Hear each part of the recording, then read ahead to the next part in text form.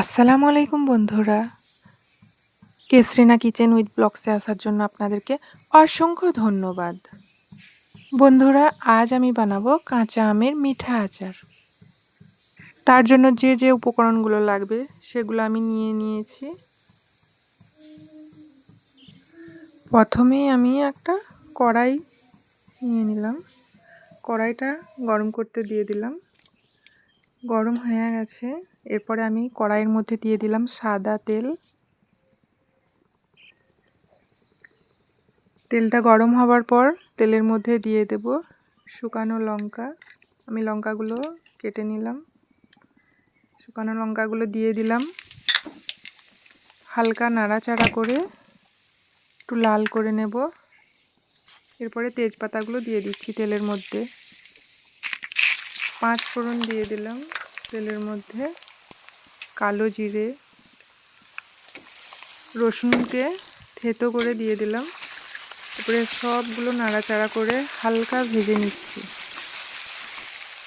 ভাজা হয়ে গেলে এর মধ্যে দিয়ে দিচ্ছি হলুদ গুঁড়ো, লঙ্কা গুঁড়ো, দিয়ে আমি আমগুলো কেটে রাখা আমগুলো দিয়ে দেব। এই আমগুলো আমি অনেকক্ষণ আগেই কেটে রেখেছি। কেটে রেখে ধুয়ে জল ঝরিয়ে আমি রোদে শুকিয়ে রেখেছিলাম হালকা করে আমগুলো। এরপর আমি কড়াইয়ের মধ্যে দিয়ে দিলাম আমগুলো। এরপরে আমগুলো ভালোভাবে নাড়াচাড়া করে নিচ্ছি। এইভাবে নাড়াচাড়া করে করে ভেজে নিচ্ছি আমগুলো।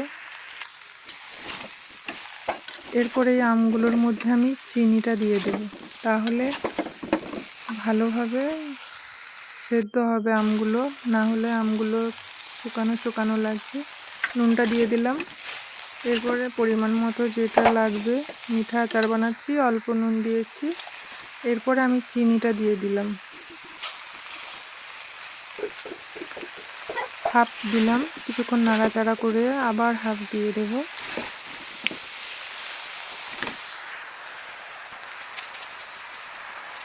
হাফ চিনিটা আবার দিয়ে দিলাম। এরপর আমি সবগুলো নাড়াচাড়া করছি, ভালোভাবে মিশিয়ে নিচ্ছি।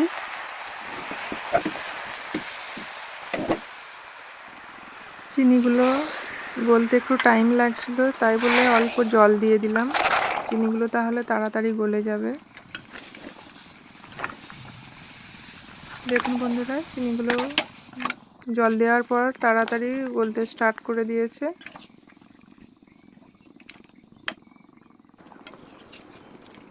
এইভাবে নাড়াচাড়া করতেই থাকবো,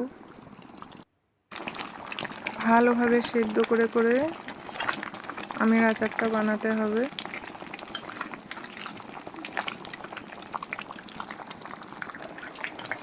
ভালোভাবে সেদ্ধ হচ্ছে। আমি নাড়াচাড়া করতেই থাকছি, না হলে নিচেই লেগে যাবে। কিছুক্ষণ পর পর নাড়াচাড়া থাকতেই হবে। আস্তে আস্তে সেদ্ধ হয়ে যাচ্ছে।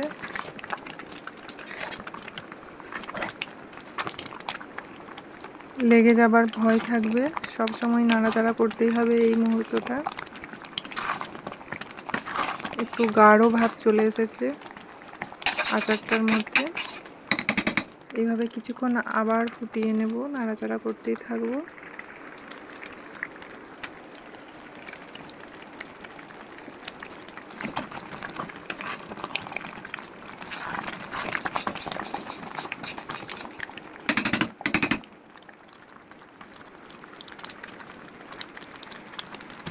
বন্ধুরা, এখন আমের সিজন চলছে, তাই এইভাবে আমের আচারটা বানিয়ে রাখলে 5-6 মাস স্টোর করে রাখা যায়। খারাপ হবে না, ভালো থাকবে।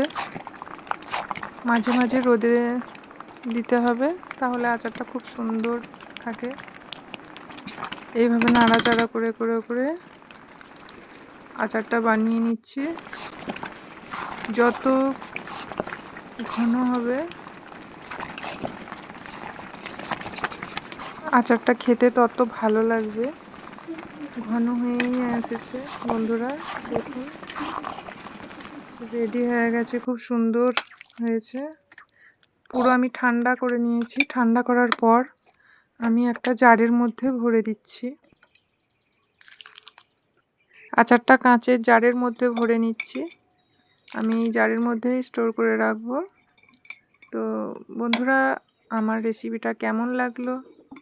মিঠা আচার, কাঁচা আমের মিঠা আচার।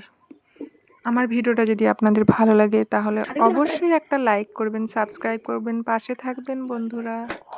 আসসালামু আলাইকুম, আল্লাহ হাফিজ।